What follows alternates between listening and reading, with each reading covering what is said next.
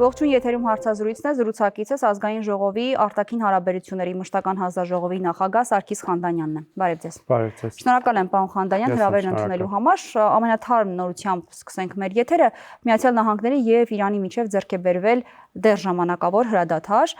Ոնց եք գնահատում դուք սա եւ ինչ ազդեցություն դա կարող է ունենալ տարածաշրջանի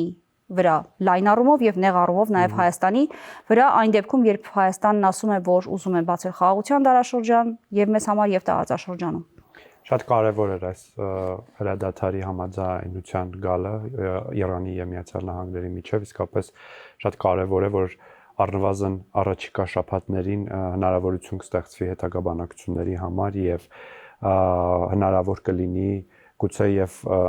հասնել համաձայնությունների վերջնական եւ այլևս պատերազմի փուլի չվերադառնա այս հակամարտությունը, որովհետեւ ինչպես տարածաշրջանի, այնպես էլ Հայաստանի վրա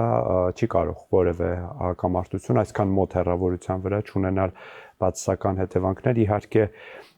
վերջին շաբաթների ընթացքում, երբ հակամարտությունը տեղի է ունենում, Հայաստանը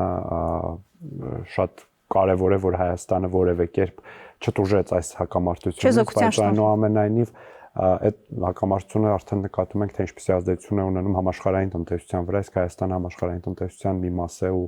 անհնար է, որ դա տնտեսական հետևանքներ չունենար մեր երկրի վրա, վառելիքի գների վրա եւ այլն, եւ նաեւ այս համաձայնության մեջ կարեւոր էր Հորմուզի նեղուցի բացումը, որը հնարավորություն կտա արդեն նաեւ որոշակի օրեն կարգավորել նավթի գները եւ այլն, ուստի շատ բարձր են գնահատում այս համաձայնությունը, ողջունում ենք այս համաձայնության գալը եւ հույս ունենք, որ այն տևական կլինի։ Կանք մեր հարցերին։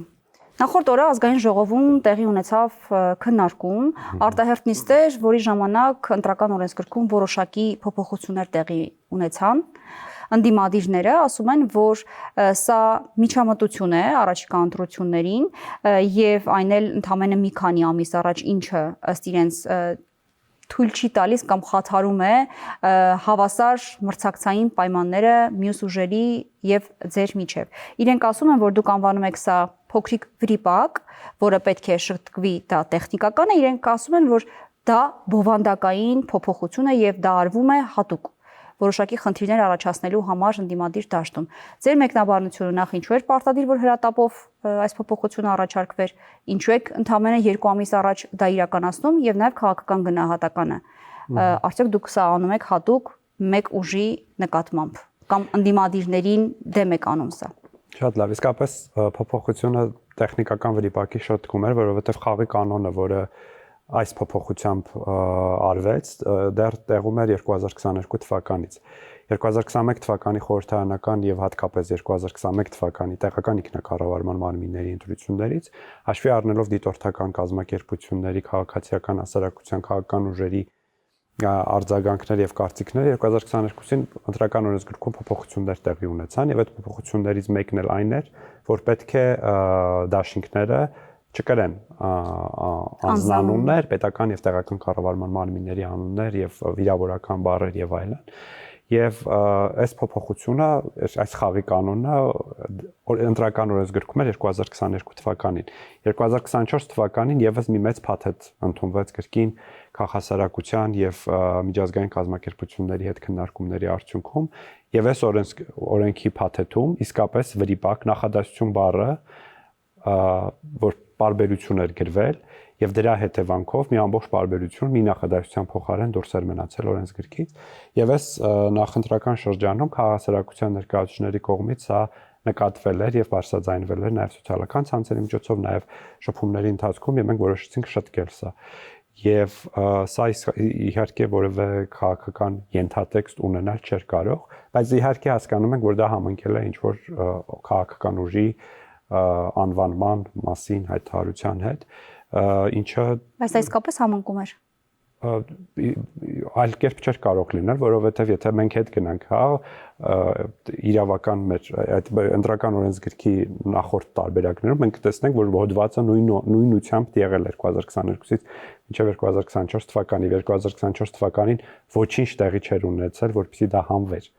Հիմա մենք շտկել ենք այդ սխալը։ Բայց որպեսզի այս ամբողջ քաղաքական աղմուկը պարոն Խանդանյան չբարձրանար, հնարավոր չէ՞ դա օրինակ իրականացնել ընտրություններից հետո ինչու հրատապության կարգով այդ վիճակը շտկել։ Կառավարությունները 3 ազգային ժողովի դիմաց ասում են, որ դա ընդհանրապես իրենց չի խանգարելու եւ իրենք վստահ են իրենց հաջողության մեջ եւ որևէ կերպ այս փոփոխությունը չի ազդելու ընտրությունների իրենց արդյունքի վրա, էլի չխնդիր կա, եթե իրենք այդքան ուժեղ են, ինչպես հայտնում են, անունը կլինի, չի լինի, ինչ տարբերություն իրենց համար։ Բա արտահերթությունը դա է ասում, եթե դա վրիպակ է, ինչու արտահերթ նիստով այդ վրիպակը շտկել։ Հնարավոր չէ օրինակ դա անել ընտրություններից հետո, որ այս քաղաքական աղմուկը չբարձրանար։ 2022 թվականին մենք մի խաղի կանոն էինք որոշել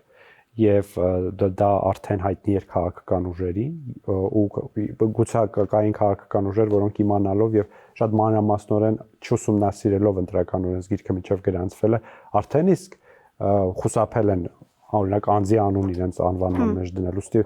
այն խաղի կանոնը, այսինքն նրանից ինչ օրենքի ոգին ինչպիսին որ կար, մենք պետք է ապահովենք նաեւ այս ընտրություններից առաջ դրանում էր հրատապություն։ Լավ, գանք ձեր ընտրական ծրագրին, կետերին, որը հրապարակվել է օրեր առաջ, արտաքին քաղաքականության մասին 26 թվականի ծրագրում Հայաստանը կարծես ներկայացվում է խաղաղության նախաձեռնող։ Եթե ձևակերպումը կարելի է այսպես տալ։ Իսկ կան կոնկրետ մեխանիզմներ, պարոն Խանդանյան, թե սա պարզապես քաղաքական նպատակադրում եւ հայտարարություն է։ Ես կարծում եմ մեր արտաքին քաղաքական հատվածը մեր նախընտրական ծրագրի որևէ կերպ նորություն չէ մեր հանրության համար, սա այն արտաքին քաղաքականության շարունակությունն է եւ հանձնառությունն է շարունակել այն արտաքին քաղաքական կուրսը, որը վերջին տարիներին Հայաստանը ունեցել է, բալանսավորման եւ բալանսավորված արտաքին քաղաքականությունը, որի մեջ կենտրոնական դեր եւ կենտրոնական գործառույթ պետք է լինի խաղաղության ինստիտուցիոնալացումը։ Եվ այդ գործիքակազմը նույնն է, այսինքն բանակցությունների միջոցով, քննարկումների միջոցով, փոխվստահություն կառուցելու միջոցով մենք պետք է հասնենք այն բոլոր նպատակներին, որոնք հնարավոր այն բոլոր խնդիրների լուծմանը, որոնք պարագայում արդեն կարող ենք հստակ ասել, որ խաղաղություն ինստիտուցիոնալացված է եւ դրանք թվարկված են, դրանք սահմանազատման գործընթացի շարունակությունն է, դրանք իրագործումն է եւ իհարկե խաղաղության պայմանագրի ստորագրումը։ Այ հիմա տեսեք, դուք գրել եք այդ երկու կարևոր գործոնը, որը պետք է հաջորդիվ տարիների ընթացքում, եթե ստանաք քաղաքացիների քվեները, իրագործեք, բայց դա միայն ձեզնից չէ կախված։ Դա միայն Հայաստանի Հանրապետության կամ օրվա իշխանության քաղաքական կամքից կամ առհասարակ կամքից չէ կախված։ Կան հաշվարկներ կամ գնահատված են արդյոք ռիսկերը, եթե դրանք չեն իրականանում, ինչ է տեղի ունենում։ Տեսեք, այս մտահոգությունները վերջին տարիներին անընդհատ կրկնվել են։ Ինչ կլինի, եթե խաղաղության պայմանագիրը տեքստը չհամաձայնեցվի Հայաստանի եւ Ադրբեջանի միջեւ, ինչ կլինի, եթե կոմունիկացիաների հարցով համաձայնություն չբերվի, ինչ կլինի, եթե սահմանազատման կանոնակարգի հարցում։ Այս բոլոր մտահոգությունները երբեմն արդարացիորեն, երբեմն մանիպուլյացիաների տեսքով արտահայտվել են, բայց փորձը ցույց է տվել, որ հնարավոր է եղել բանակցությունների միջոցով եւ քննարկումների միջոցով երկկողմ ձևաչափերով, բայց նաեւ միջազգային մեր օրտարերկրյա մեր գործընկերների աջակցությամբ եւ տվյալ պարագայում Միացյալ Նահանգների աջակցությամբ հասնել այս հարցերի լուծմանը։ Եվ ես կարծում եմ մենք հասել ենք մի հանգրվանի, երբ որ կարող ենք ասել, որ խաղաղությունը փաստ է եւ դա արդեն շատ կարեւոր ամուր հող է մեզ համար, որպեսզի մյուս գործընթացները ավելի հանգիստ մթնոլորտում, նաեւ քաղաքական ռետորաբանության տեսանկյունից ավելի հանգիստ մթնոլորտում առաջ մղենք եւ մենք այդպես էլ անելու ենք եւ այստեղ որևէ ես անհանգստություն եւ ռիսկ չեմ տեսնում, որ սա տեղի չունենա քաղաքացիական պայմանագիր կուսակցության ընտրվելու պարագայում եւ ես վստահ եմ, որ մենք ունենալու ենք մեծամասնություն խորհրդարանում եւ կառավարություն ենք ձևավորելու, մենք շարունակելու ենք խաղաղության գործընթացը, ինչպես խոստացել ենք մեր քաղաքացիներին։ Պարոն Խանդանյան, երբ խաղաղությունը որպես հիմք է դրվում մեր անվտանգության համար, բայց հաշվի առնելով թե ինչ է կատարվում աշխարհում, մենք չենք ունենում այդ խաղաղությունը կամ չենք կարողանում պահպանել այդ խաղաղությունը, դեպքում ինչի առաջ ենք կանգնում, ռիսկերը հաշվարկված են, չէ՞ որ դուք ասում եք մեր անվտանգություն այն խաղաղությունն է, որը կա եւ դա ինստիտուցիոնալիզացնել է հարկավոր, առաջիկայում դա է առաջարկելու ընտրողներին, բա որ դա տեղի չունենա։ Ինչ է լինում մեր անվտանգության հետ։ Ես հակառակ կողմից խաղաղությունը իսկապես անվտանգության երաշխիքն է եւ հիմքն է եւ դա ապացուցված է եւ եկեք պատկերացնենք մի իրավիճակ, որ Հայաստանի եւ Ադրբեջանի միջև խաղաղության հռչակագիրը ստորագրված չէր, խաղաղության պայմանագրի տեքստը համաձայնեցված չէր եւ դեռ չկար այսինքն գուցե կային սահմանային կրակոցներ եւ այն վերադառնանք 2 տարի առաջ, 24 թվականից 23 թվականի վերջ ու պատկերացրեք այն ինչ հիմա տեղի ունենում Իրանում դա լիներ։ Ինչքան անկախատեսելի կլիներ մեր անվտանգային իրավիճակը։ Իսկ հիմա մենք տեսնում ենք, որ մեր շատ մոտ հարևանությամբ տեղի ունեցող շատ ողբերգական իրադարձությունները, պատերազմը, որը ընդհանրապես մեր շահերից եւ ըստայում նաեւ Ադրբեջանի շահերից չի բխում, չի ազդում մեր տարածաշրջանի անվտանգության խաթարման վրա, այսինքն կոնկրետ Հայաստանի եւ Ադրբեջանի միջեւ։ Ուստի սա ապացույց է արդեն, որ խաղաղության հաստատման փաստը արդեն իսկ ինքնին երաշխիք է, որպեսզի որևէ արտաքին գործոն, որը կարող էր պարարտ լիներ անվտանգային իրավիճակը փոխելու պատերազմի եւ այլնի համար։ Հիմա որ պայմանագիրը ստորագրված չէ, դա պարարտ հող չէ, թեկուզ հետագայի համար։ Կա նախաստորագրված փաստաթուղթ եւ կողմերը համաձայն են այդ տեքստի հետ եւ կա հանձնառություն ստանձնած բարձրագույն մակարդակով խաղաղության պայմանագիրը պետք է ստորագրվի։ Իհարկե սա բավարար չէ, իսկապես պետք է պայմանագիրը ստորագրվի, վավերացվի, դիվանագիտական հարաբերություններ, այսինքն դերկայացություններ լինեն եւ այլն եւ դա ապագայի խոսակցություն է իհարկե, բայց այնուամենայնիվ այս փուլում այն ինչի մենք հասել ենք շատ կարեւոր է եւ առանցքային է եւ շատ եւ ես որ ասում ենք խաղաղությունը անվտանգության հիմքն է, նաեւ խաղաղության բերած իրադարձություններն ու գործոններն են անվտանգության հիմքը, այն է տնտեսական փոխգործակցությունը։ Այս առևտուրը, որը տեղի ունենում Ադրբեջանի եւ Հայաստանի միջեւ եւ գիտեք, որ նաեւ Ադրբեջանն է հետաքրքրված որոշ ապրանքատեսակներ Հայաստանից գնելով, դա շատ կարեւոր հիմք է նաեւ անվտանգության ապահովման տեսանկյունից։ Իսկ թրիփի իրագործումը արդյոք իրատեսական է, թե սա էլի քաղաքական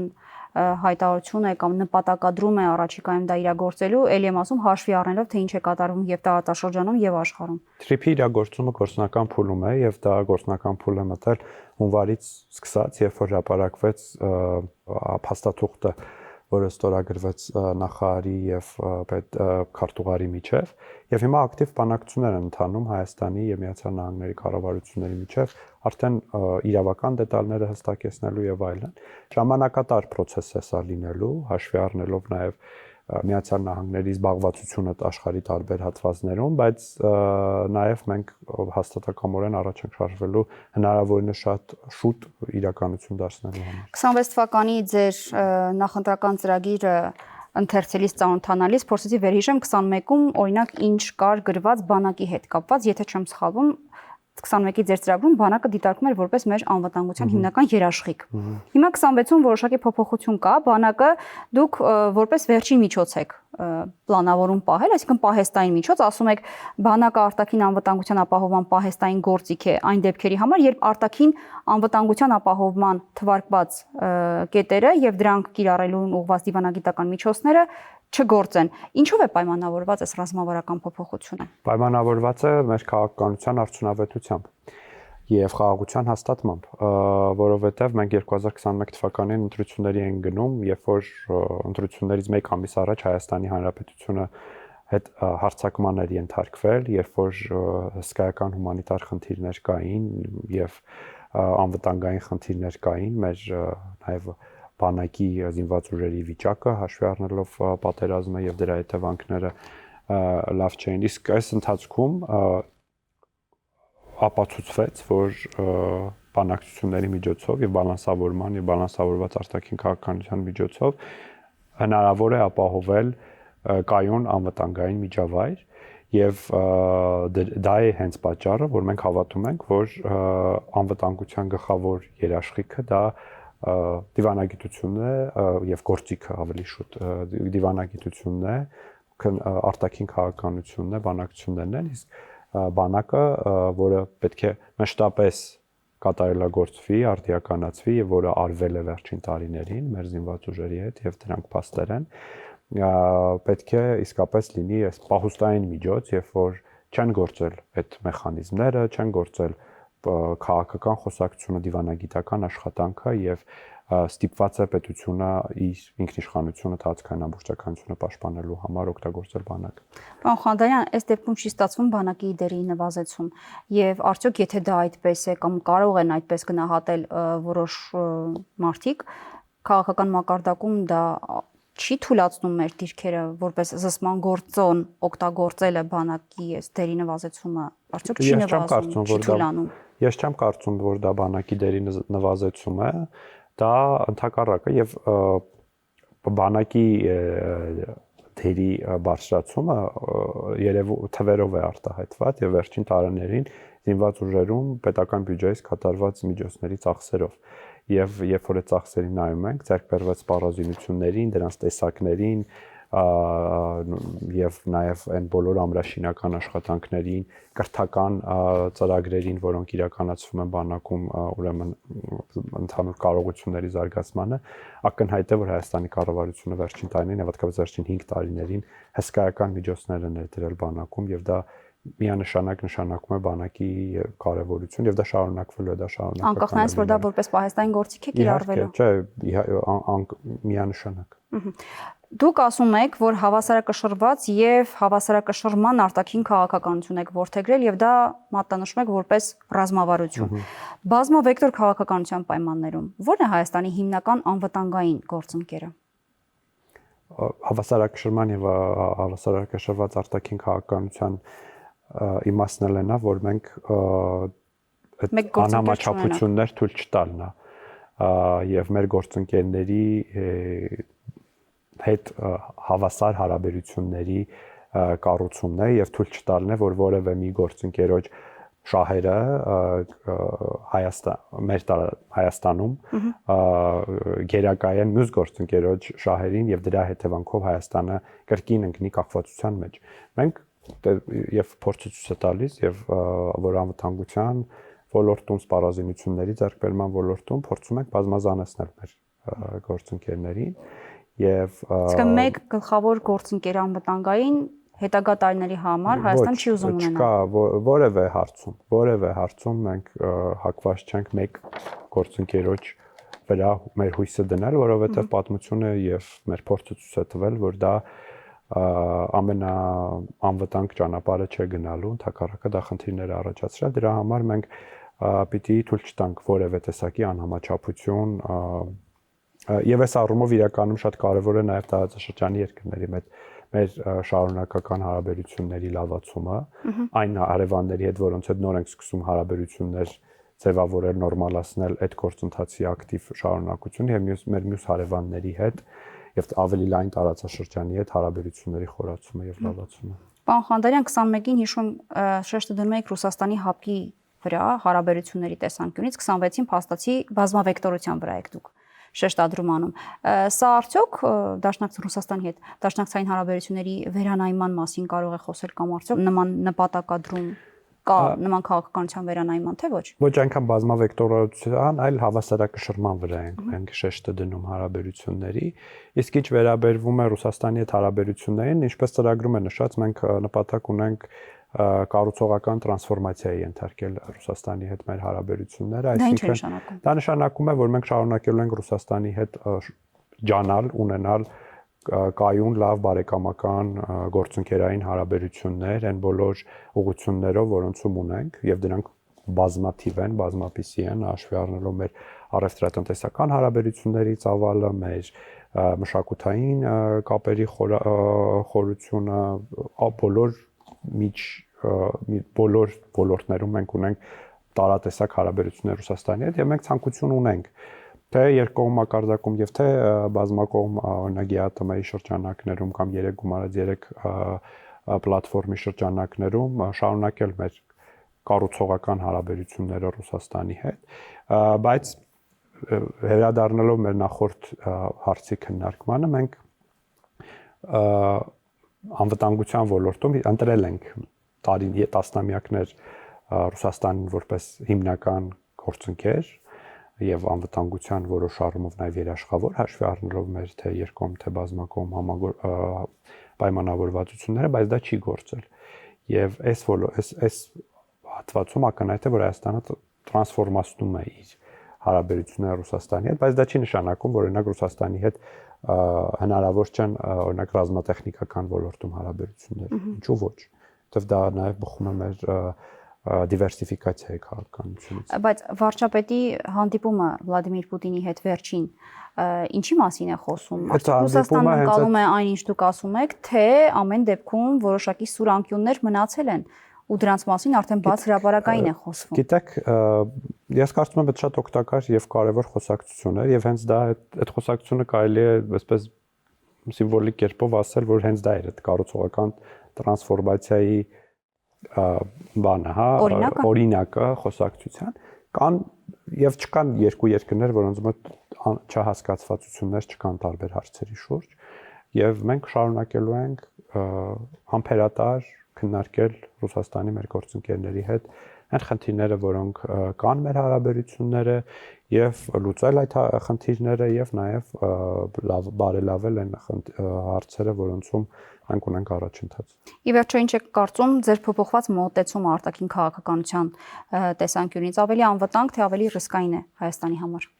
Ես կարծում եմ փաստն այն է, որ Հայաստանն այսօր ավելի անվտանգ է, Հայաստանի սահմանները ավելի անվտանգ են, Հայաստանը ակտիվ հակամարտության մեջ չէ, ընդհակառակը Հայաստանը խաղաղության մեջ է եւ այս քաղաքականության շարունակությունն է, որ ապահովելու է խաղաղությունը Հայաստանում, Հայաստանի շուրջ եւ տարածաշրջանում եւ հենց դա է պատճառը, որ այն քաղաքական դաշտում, որում մենք հիմա պատրաստվում ենք նախընտրական քարոզարշավի եւ ընտրությունների, ակնհայտ է, որ քաղաքացիական պայմանագիր կուսակցության որդեգրած արտաքին քաղաքականությունն է այս պահին հիմնական խաղացողների մեջ ընդդիմության հետ համեմատած, որ ապահովելու է կայուն տևական խաղաղություն։ Իմիջայլոց ընդդիմադիրները կեղծ են համարում այն թեզը, որ իշխանական կողմից է հնչում, թե եթե իրենք կան իշխանության պատերազմ է լինելու, սրան ոնց կարձագանք եք։ Ընդդիմադիրները իրենց բերանով են ասում, որ լինելու է պատերազմ։ Ասում են, որ Հայաստանը պետք է խաղա, Հայաստանը պետք է խաղա աշխարհաքաղաքական տարբեր կենտրոնների շահերի այդ բախման բանում, հա, կետում, թե տարբեր ընդդիմադիր ուժեր, նաև երեկվա ձեր զրուցակիցը նման մի միտքեր հայտնում, որ պետք է շահերի հավասարակշռում անել եւ այլն եւ այլն։ Ես կարծում եմ դա նշանակում է Հայաստանը դարձնել պատերազմի թատերաբեմ, եթե մենք տարածաշրջանում էինք պատերազմի մեջ մեր հարևան երկրի հետ, հիմա մենք բոլորովին նպատակ չունենք Հայաստանը դարձնել տարբեր ուժերի բախման կետ, պատերազմի կետ։ Իրենք ձեզ են հենց դրա մասին ասում, որ դուք եք փորձում այստեղ թատերաբեմ դարձնել եւ վերել մեկտեղել կամ հակադրել աշխարհաքաղաքական շահեր։ Հակադիր հայացքներ ունեցող եւ մոտեցումներ ունեցող երկրների, որոնց հետ Հայաստանը խորացնում էր հարաբերությունները, շատ ըմբռնումով են բոլորն էլ մոտենում Հայաստանի դիրքի, աշխարհագրական դիրքին, աշխարհաքաղաքական իրավիճակին եւ այլն, եւ սա նաեւ մեր քաղաքականության արդյունքն է, որ մենք չենք փորձել այդ ուժերի հակադրությունները դարձնել դիվիդենդ մեզ համար, որպես արտաքին քաղաքականության կամ դիվանագիտության գործիք։ Ուստի փորձ է տալիս, որ ճիշտը հավասարակշռելն է այդ մեր գործընկերների շահերը եւ ոչ թե դրանք հակադրելը։ Եվ վերջում, պարոն Խանդանյան, ձեր ծրագրում կա նաեւ մի քանի կետեր, որոնք օրինակ 21 թվականին եւս խոստացվել էր, հիմա կասեմ դրանցից մեկը գոնե, բայց չէր իրականացվել։ Օրինակ Աջափնյակի մետրոյի կայարանի կառուցումը։ Դուք նախորդ անգամ էլ եք դա խոստացել, այս անգամ էլ կարծես թե ծրագրում կա, եթե չեմ սխալվում։ Էլի խոստանալու եք եւ ինչ եք անելու։ Եվ կառավարությունը ընդունում ենք եւ կան բաներ, որոնք իսկապես հնարավոր չի եղել իրականացնել այս 5 տարիներին տարբեր հանգամանքների բերումով, կոնկրետ այդ հարցով չգիտեմ հիմնական պատճառը որն է եղել, կառավարությունը հանձնառությունը ստանձնելու անելը դա եւ վերջացնել առաջիկա 5 տարիներին եւ ես եւս հույս ունեմ, որ դա կիրականանա եւ դա նաեւ կարծեմ Երևանի ավականու ընտրություններին նաեւ խոստում էր, ուստի համայնքի եւ կառավարության ջանքերով վերջապես դա իրականություն կդառնա։ Ես ընդունում եմ, որ դա մի հարց է, որը հնարավոր է շատ ավելի արդյունավետ լուծել, բայց նաեւ խնդիրը եղել է 2021 թվականից հետո Երևանի քաղաքապետարանում տեղի ունեցած իրավիճակը, այնտեղ քաղաքական իրավիճակը եւ այլն, ուստի չխորանալով այդ հարցի դետալների մեջ, բայց